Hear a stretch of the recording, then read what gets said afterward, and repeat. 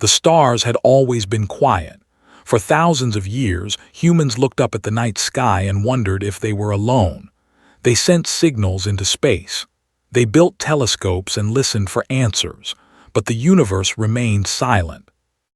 Until it wasn't. Admiral stood on the deck of the orbital station when the first ships appeared. She was 42 years old, with gray streaks in her black hair and tired eyes that had seen too many military reports. She had spent her whole career preparing for threats that never came. Now, as she watched 12 massive vessels emerge from behind the moon, she felt her blood turn cold. "Get me a visual," she ordered. The screen flickered and showed the alien ships clearly. They were huge, each one the size of a small city. Their hulls were dark purple, covered in strange symbols that glowed with an ugly yellow light. They moved slowly, like predators who knew their prey could not escape. Lieutenant ran to her side. He was young, barely 25, with a face that still held hope. "Admiral, we're receiving a transmission." Nodded, "Put it through." The voice that came through the speakers was deep and cold. It spoke in broken English, as if the words meant nothing to the creature saying them. "We are the Empire. Your world has been selected for harvest. Do not resist. Resistance will result in complete destruction." Looked at, his hope was fading quickly. She turned back to the screen and pressed the communication button. "This is Admiral of the United Earth Defense Force. We do not wish for conflict. We offer peace and cooperation. Let us talk." There was a long silence. Then the voice returned, and this time it was laughing. "Talk, we have scanned your species. You are small, you are soft, you have no natural weapons, no claws, no armor, no venom. You cannot even survive your own planet's weather without clothing. You are the weakest species we have ever encountered." His jaw tightened. Weakness is not always what it appears to be. "Your words are amusing. We will give you 1 Earth day to surrender completely. If you do not, we will demonstrate what happens to those who refuse the Empire." The transmission ended. Immediately contacted Earth. Within hours, the world's leaders gathered for an emergency meeting. Some wanted to fight. Others wanted to surrender. A few suggested fleeing to underground bunkers and waiting for the aliens to leave. But there was no real choice. Humanity had nothing that could fight those ships. Their missiles were toys compared to technology. Their armies were trained to fight other humans, not aliens from the stars. Attended the meeting by video. She listened to the arguments, the fear, the anger. Finally, she spoke. "We should try diplomacy one more time. Send them our history. Show them our art, our music, our achievements. Maybe they will see that we have value beyond what their scanners tell them." The world agreed. They had no other option. A message was prepared and sent to the fleet. It contained humanity's greatest works, paintings, symphonies, scientific discoveries, stories of love and sacrifice. It showed children laughing, families gathering, people helping strangers. It was everything beautiful about the human race. The response came 3 hours later. It was a single word: pathetic. Then the first plasma beam struck Sol. Was walking home from work when the sky turned orange. He was a simple man, a teacher at a middle school. He taught history to children who often fell asleep during his lessons. He had a small apartment, a cat named, and a mother who called him every Sunday. He never saw the beam itself. One moment he was thinking about dinner. The next moment the world exploded. The heat hit him first, throwing him backward into a wall. His ears filled with a terrible ringing sound. He couldn't breathe, couldn't think. When he finally opened his eyes, everything he knew was gone. Where the city center had been, there was now only fire. Buildings had become ash. Streets had become rivers of melted stone. The scream started a moment later, thousands of voices crying out in pain and terror. Tried to stand, but his legs wouldn't work. He crawled instead, pulling himself through debris and broken glass. His hands bled. His lungs burned. But he kept moving because stopping meant dying. He found shelter in a subway tunnel, along with hundreds of others. They huddled together in the darkness, strangers holding strangers, waiting for the next strike. Children cried for parents who would never answer. Old people prayed to gods who seemed to have abandoned them. Above ground, they continued their demonstration. More beams fell. Each strike was precise and devastating. They were not trying to conquer, they were trying to terrorize. Admiral watched from the orbital station, helpless. Her communications officer, a woman named, was crying silently at her station. Others had stopped working entirely, frozen by what they witnessed. "How many?" asked, her voice barely a whisper. "Estimates are 12 million in the first hour," replied. "The number is rising." Closed her eyes. 12 million souls, erased like they meant nothing, because they didn't. Humans were just another weak species to be crushed and forgotten. But as she stood there, something changed inside her. The fear didn't go away, but something else grew beside it. Something harder. Something that would take years to fully form, but that began in this moment of horror. It was rage. The fleet broadcast one final message before moving their ships into orbit around Earth. "This was a fraction of our power. Surrender now, or we will continue until nothing remains. You have 12 hours." The world surrendered. Flags were lowered. Weapons were put down. Leaders signed documents they didn't understand, giving away their planet to monsters who saw them as insects. Emerged from the subway tunnel 3 days later. The sky was gray with ash. The air smelled like burning metal and something worse, something he refused to name. He walked through what had been his city and found nothing. His apartment was gone. His school was gone. His mother, he didn't find his mother. He sat down on a piece of concrete that might have been a wall and stared at nothing. Around him, other survivors moved like ghosts, searching for food, for water, for any reason to keep living. They had been right about one thing. Humans were weak. They had no claws, no armor, no natural weapons.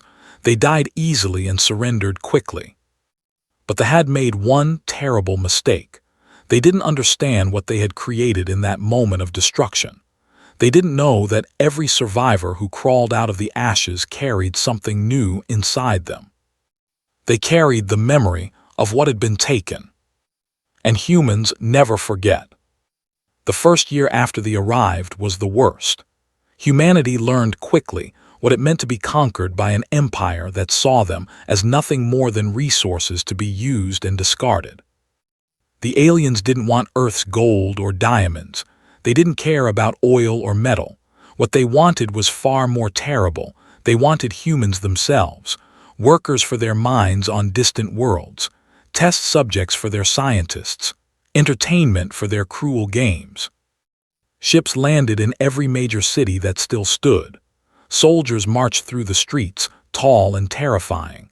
They stood over 2 meters high, with gray skin that looked like stone and 4 arms that ended in sharp claws. Their eyes were completely black, showing no emotion, no mercy. Watched them take people from the refugee camp where he lived.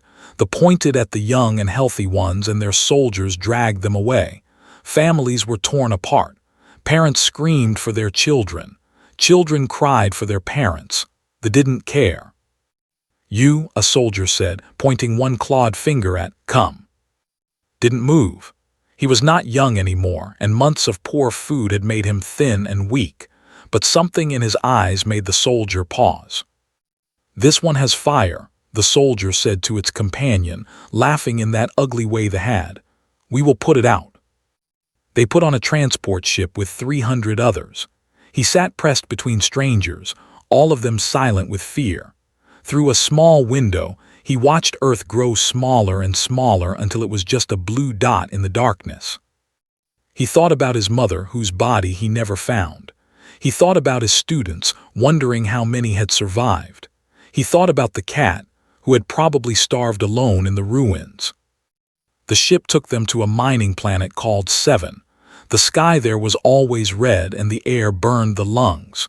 Humans worked 18 hours a day, digging for minerals that would power weapons. Many died in the first week. They didn't care. There were always more humans to replace them. Survived because he learned to be invisible. He worked hard enough to avoid punishment, but not so hard that he attracted attention. He ate what little food they gave. He slept when they allowed. And every night before he closed his eyes, he remembered. He remembered soul burning. He remembered the screams. He remembered everything.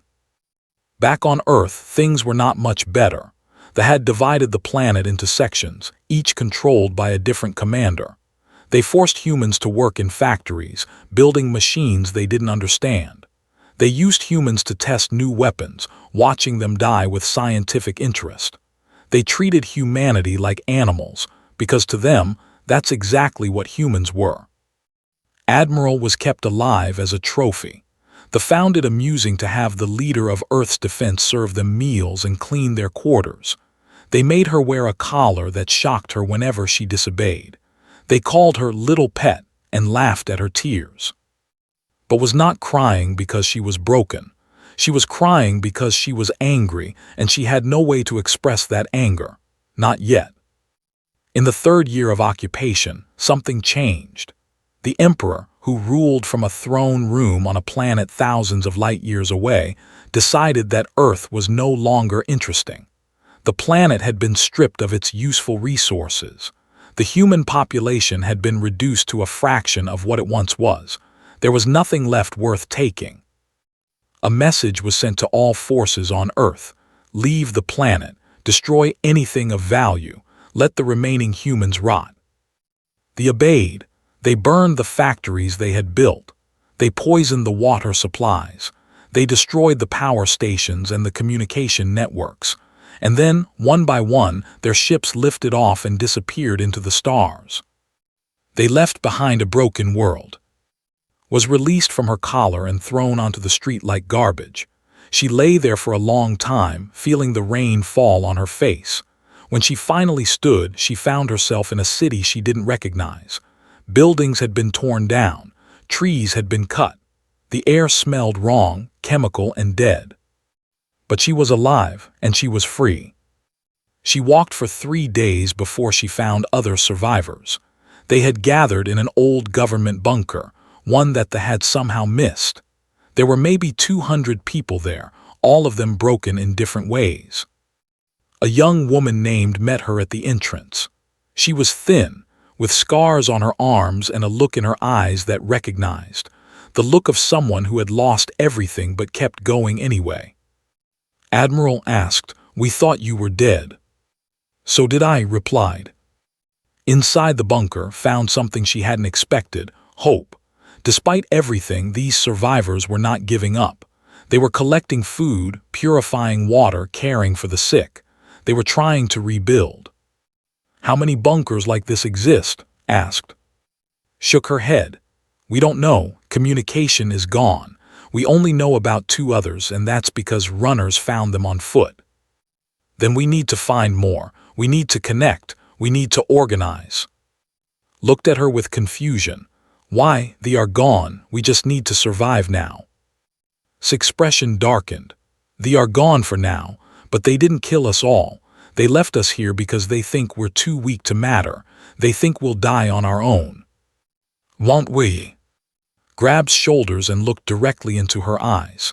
"No, we will not die. We will survive. And then when we are ready, we will make them pay for what they did." Years passed. Slowly, painfully, humanity began to recover. Bunkers connected with other bunkers. Small communities formed. People learned to farm the poisoned land, to purify the dirty water, to build new machines from the wreckage of the old. Escaped from the mining planet in the 5th year. A group of human prisoners had secretly built a small ship from stolen parts. Most of them died in the attempt, and 7 others made it to Earth. When his ship crashed in what had once been a forest, he crawled out and kissed the ground. It took him 6 months to find Admiral's bunker. When he arrived, he was barely alive, starving, sick, and covered in scars from the whips. but his eyes still held that fire the soldier had noticed years ago. Herself treated his wounds. As she wrapped bandages around his arms, she asked him about their ships, their weapons, their weaknesses. Told her everything.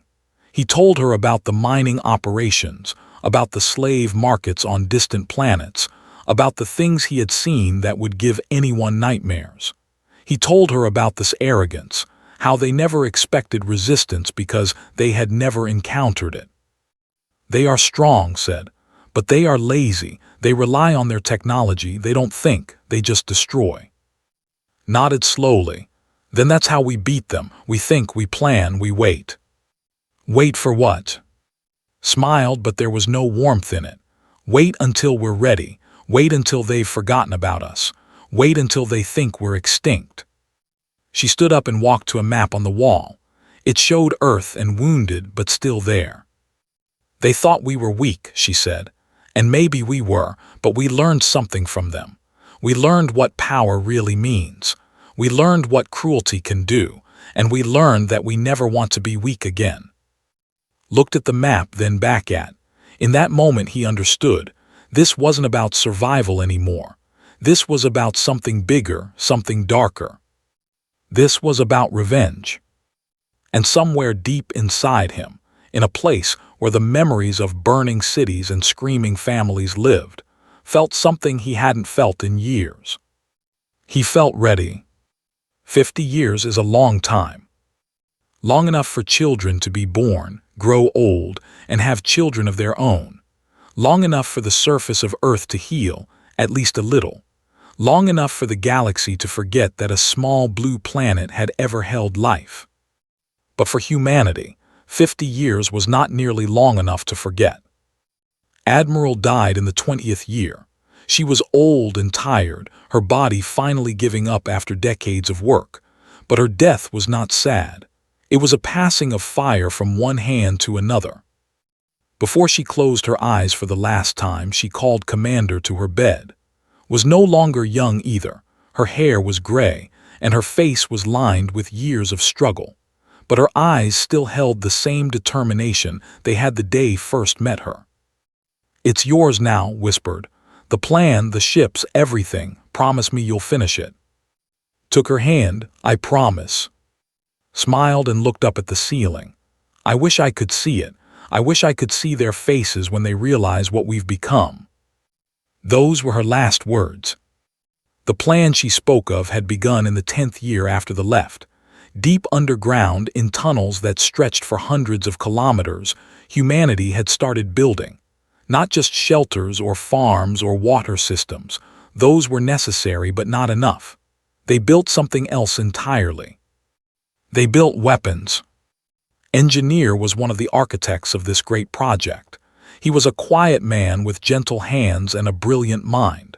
Before the invasion, he had designed bridges and buildings. Now, he designed warships. The first prototype was small and ugly, barely larger than a school bus. It crashed 3 times during testing, killing the pilot each time, but learned from every failure. He made the second one better, and the third, and the fourth. By the 30th year, the underground factories were producing ships that could travel faster than light. Ships with weapons that made technology look primitive. Ships designed for one purpose only: war. But weapons were not enough. Humanity also needed soldiers. Captain Minu led the training program. He was Sun, born in the bunkers during the dark years. He had never seen the sun until he was 15 years old. He had grown up on stories on tales of what they had done to his father's world. That anger had been passed down to him like a family treasure. "You are not training to defend," Minu told his recruits. "Defense is for those who hope the enemy will go away. We are training to attack. We are training to destroy. We are training to make sure that what happened to our grandparents can never happen to anyone else." The recruits were young, born after the occupation. They had never seen him in person, but they had seen the scars on their parents' bodies. They had heard the stories whispered in the dark. They knew what had been done. And they were hungry for justice. Above ground, the surface of Earth slowly recovered. Trees grew again in some places. Animals returned to the forests.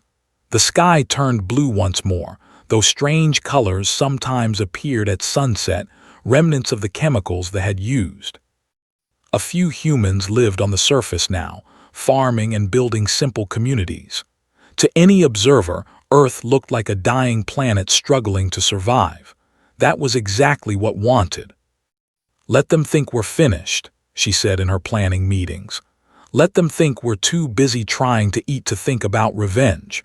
The longer they underestimate us, the stronger we become." And they became very strong indeed. By the 40th year, the underground cities stretched across continents. Millions of people lived and worked in them, all focused on the same goal. There were factories producing weapons and ships, schools teaching children about strategy and engineering, hospitals developing medicines that could heal wounds they had created. Now an old man walked through the factory with his granddaughter. She was 20 years old with her grandfather's fire in her eyes and her own unique skills. She could fly a ship better than anyone in the fleet. She could shoot a plasma rifle with perfect accuracy. She was exactly what humanity needed. "This is where we build the big ones," said, pointing at the massive framework of a battleship. "Your grandmother would have loved to see this." Looked up at the ship. It was enormous, larger than anything she had ever seen. Its hull was black, designed to absorb light and disappear into the darkness of space. Its weapons could destroy a moon with a single shot. "When do we launch?" she asked. "Soon," replied, "very soon." In the Empire, nobody spoke about Earth anymore. The planet had been marked as depleted in their records and forgotten. There were many other worlds to conquer, many other species to enslave. Why think about a dead rock full of extinct weaklings? Only one remembered. His name was Commander Vox, and he had been a young soldier during the Earth invasion. He was old now, living in retirement on a peaceful planet, but sometimes, late at night, he thought about the humans. He thought about the woman with the collar, the one they called Little Pet. He remembered her eyes. There had been something there, something he hadn't understood at the time. Now, with age, he recognized it. It was hate, pure and patient hate. He mentioned it once to a young officer who visited him. "I think we made a mistake with the humans," he said. The officer laughed. "Mistake? They're extinct. What kind of mistake is that?" "We didn't kill them all," Vox replied. "And we showed them what we were capable of. We taught them that power is everything. We taught them that mercy is weakness." "So?" Vox looked out his window at the peaceful sky. "So now, I wonder what they learned from those lessons." The officer laughed again and left. He didn't understand. None of them did. But Commander understood perfectly. She was 90 years old now, kept alive by the medical technology they had developed in the bunkers. She couldn't walk anymore, but her mind was sharp as ever. She sat in a command chair in the deepest bunker, surrounded by screens showing the fleet. 300 warships, each one a monument to human anger. 50,000 soldiers, each one trained to fight and die for the memory of those who had been lost. "Commander," a young officer said, "the fleet is ready. All systems are operational. We're waiting for your order." Nodded slowly. She had waited 50 years for this moment, had waited even longer, and all those who had died in the fire, in the mines, in the cruel games, they had been waiting longest of all. "Send a message to all ships," she said. "Tell them the silence is over." The officer typed quickly, then looked up. "Message sent, Commander." Leaned back in her chair and closed her eyes. In her mind, she saw his face, smiling at her from across the years. "We're coming," she whispered, "and they're going to learn what weak really means." Across the underground cities, in every ship and every training ground, the message arrived at the same moment. Soldiers stopped what they were doing and listened. Engineers put down their tools. Children looked up from their lessons. The waiting was over. Captain stood on the bridge of her ship, the Earth's memory, and felt her heart racing. Around her, 300 other vessels powered up their engines. The sound filled the underground hangars like thunder. "All ships," she said into her communicator, "prepare for launch. Destination space. Mission Retribution." And one by one, the black ships rose toward the sky, ready to remind the galaxy that humanity was still alive. And very, very angry. It was called. It was a massive planet, 3 times the size of Earth, covered in cities that stretched from horizon to horizon. Billions of lived there, along with slaves from 100 different conquered species. At its center stood the Emperor's palace, a tower so tall it touched the clouds. On this particular day, the sky was clear and the sun was bright. It was a holiday, celebrating the anniversary of some ancient victory. Crowds filled the streets. Music played from every building. Children ran and laughed while their parents drank sweet wine. Nobody was looking up. Admiral Menu stood on the bridge of the flagship, the burning sky. Around him, the human fleet hung in space, just beyond the planet's scanner range. The ships were dark and silent, invisible against the blackness of space. "Status report," he ordered. "All ships in position," his first officer responded. "Weapons charged, shields at maximum. We're ready, Admiral." Menu nodded. He was 60 years old now, his father's son in every way. Had died 2 years ago, finally at peace knowing that his would finish what he had started. Menu carried his father's picture in his pocket, worn from years of touching. "Open a channel to all ships," he said. "Channel open, sir." Menu took a deep breath.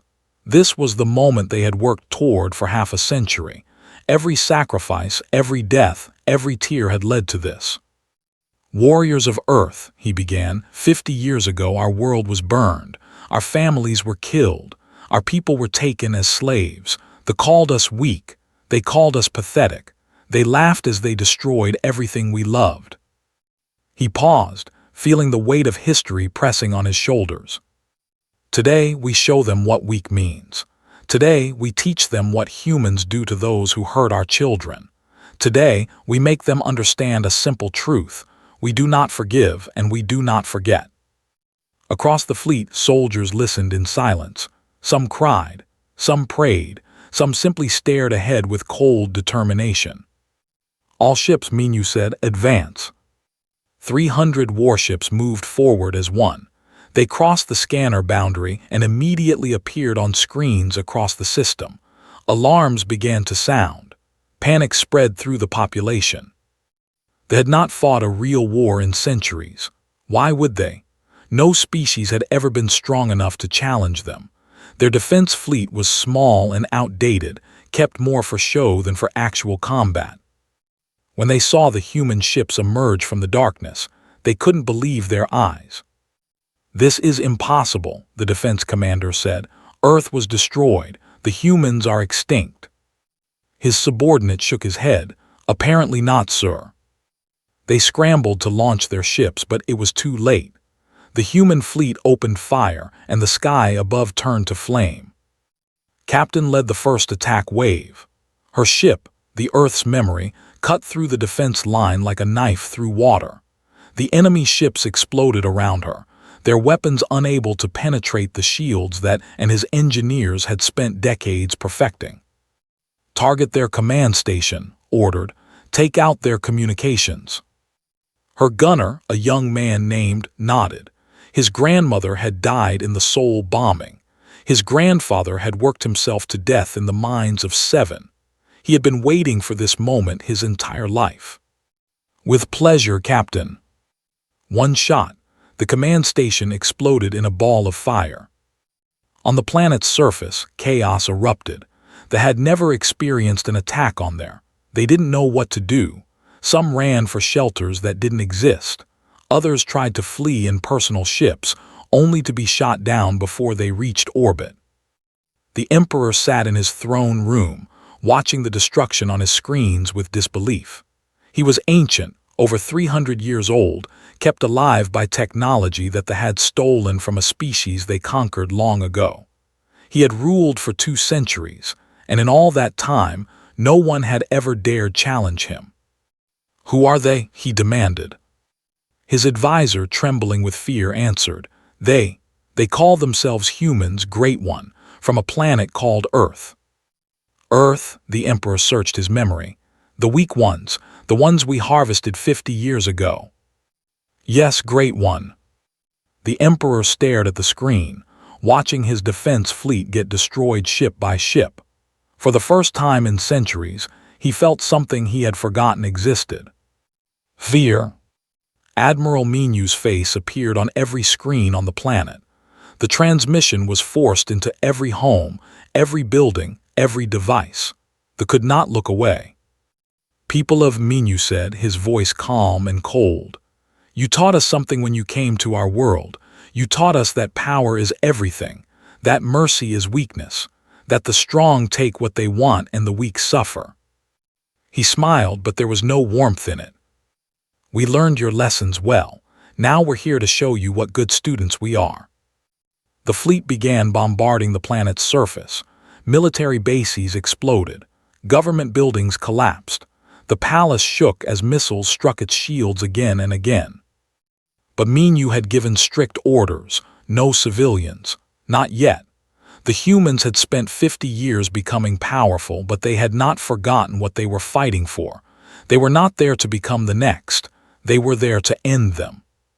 "Target their military infrastructure only," Menu reminded his captains. "Factories, bases, weapons storage. Leave the homes alone." Some of his officers questioned this. "They showed us no mercy," one captain argued. "Why should we give them any?" Menu turned to face him. "Because we're not them.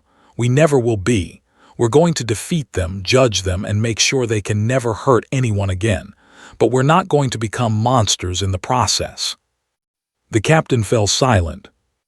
The battle lasted 3 days. Human ships moved through the system like ghosts, destroying every military target they could find. They fought back, but their weapons couldn't penetrate human shields, and their ships couldn't match human speed. By the end of the 3rd day, the Empire's military power was broken. Admiral Menu landed on with a ground force of 10,000 soldiers. They marched through the streets of the capital city, weapons ready but not firing. The citizens stared at them with terrified eyes, expecting death. But death didn't come. Instead, the humans set up medical stations to treat the wounded. They distributed food to those who were hungry. They spoke softly to children who were crying and helped elders find shelter. They couldn't understand it. This was not how conquerors behaved. When they conquered a planet, they killed and destroyed without thought. Why were the humans being kind? Captain walked through a residential area, surrounded by her soldiers. A mother clutched her child, staring at with pure terror. Stopped and knelt down to the child's level. She spoke slowly, knowing her translator would convert her words. "We're not here to hurt you," she said. "We're here to make sure no one ever does what your empire did to us. Do you understand?" The child stared at her, confused. The mother was crying. "Your leaders killed billions of our people," continued. "They treated us like animals. They thought we were weak because we showed love and compassion." She smiled gently.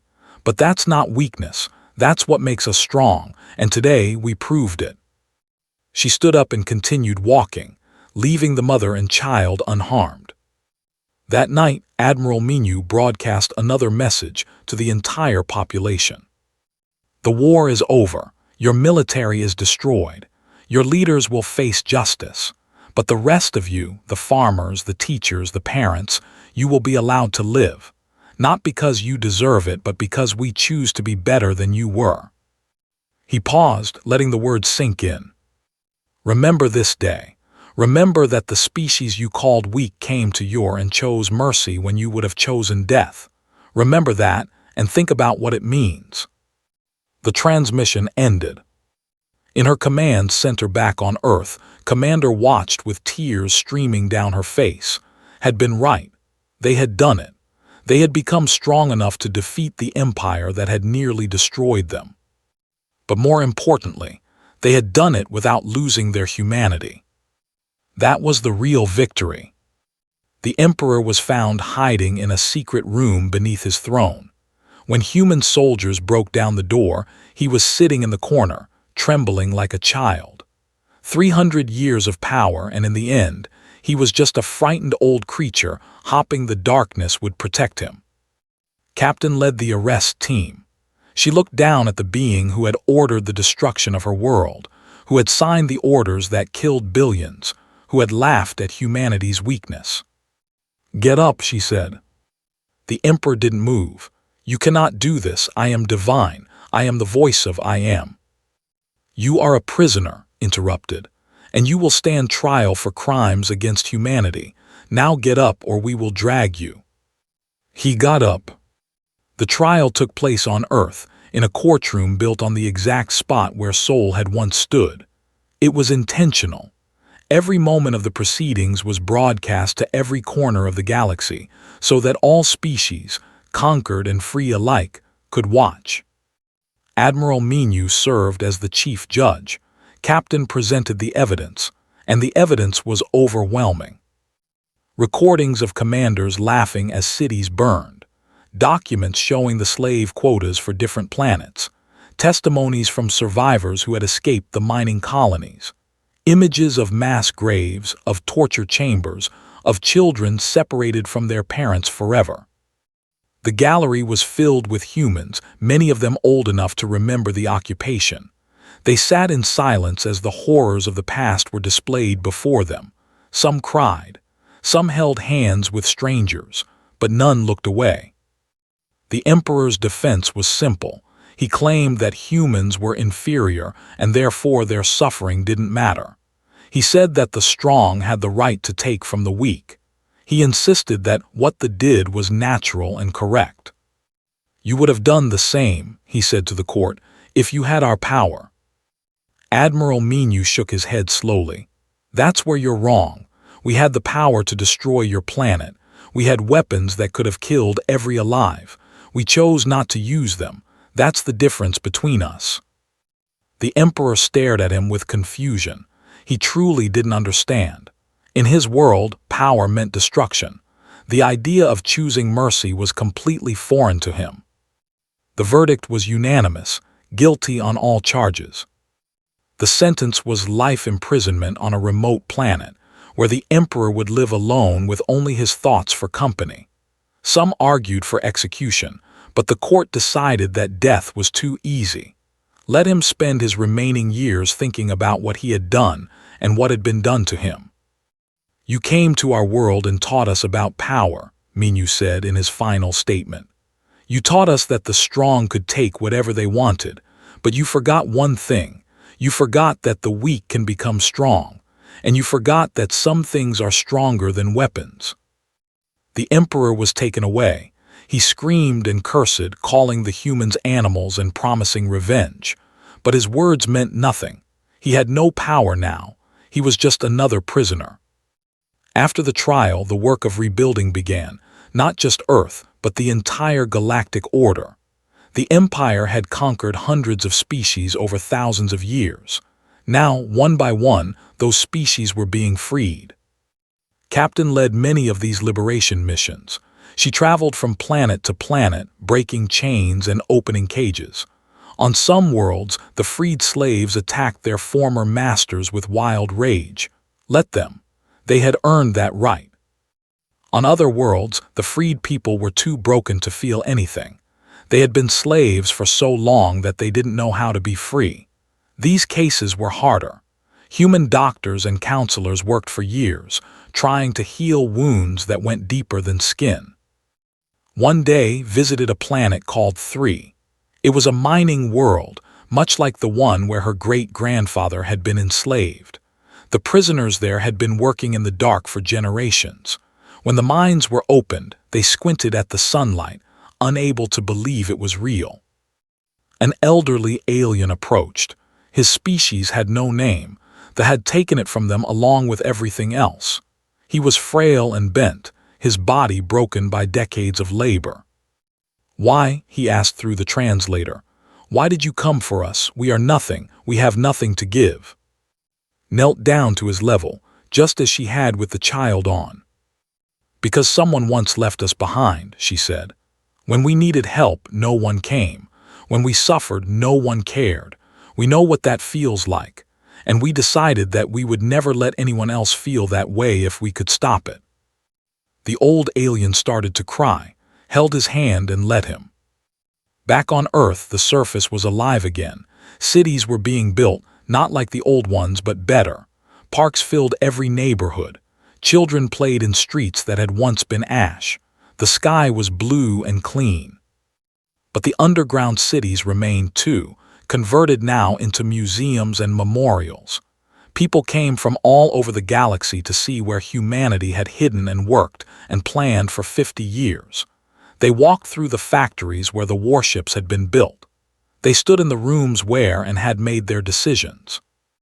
And in the center of the largest memorial, there was a wall. The wall contained the names of everyone who had died in the invasion, every man, woman, and child who had been killed by weapons or worked to death in mines. The list was so long that it took 3 days to walk past all the names. At the bottom of the wall, a simple message was written. They thought we were weak. We proved them wrong, but we also proved something else, that strength without mercy is nothing. These people died so that we could learn that lesson. We will never forget them, and we will never become what destroyed them. Commander didn't live to see the memorial completed. She died 3 years after the war, finally allowing herself to rest after a lifetime of struggle. Her last words were simple, "Till we did it." Her granddaughter, who had never met but knew the stories, promised that she would. The galaxy changed after humanity's victory. The idea that the weak could defeat the strong, that mercy could exist alongside power, spread to every corner of known space. Species that had been afraid began to stand up for themselves. Empires that had ruled through fear began to crumble. And humanity, the species that had been called weak and pathetic, became something else entirely. They became protectors. Admiral Minu retired after the war. He lived in a small house near the sea, not far from where his grandmother's apartment had stood before the invasion. He spent his days gardening and his evenings watching the sunset. Sometimes young officers came to visit him. They asked about the war, about the strategies and the battles, but the question he got most often was this: "How did you know we could win?" Minu would smile and look out at the ocean. "I didn't," he would say. "None of us did. We just knew we couldn't give up. We knew that as long as one human was alive and remembered what happened, we had to keep trying. That's what humans do. We survive, we adapt, and we never ever stop." Years later, when Minu was very old and the war was ancient history, a young came to visit him. She was from the new generation, born after the empire fell. She wanted to understand. "Why didn't you destroy us?" she asked. "After what we did, you had every right." Minu looked at her for a long moment. Then he reached into his pocket and pulled out an old photograph, his father, smiling in a picture taken before the invasion. "Because my father taught me something," he said.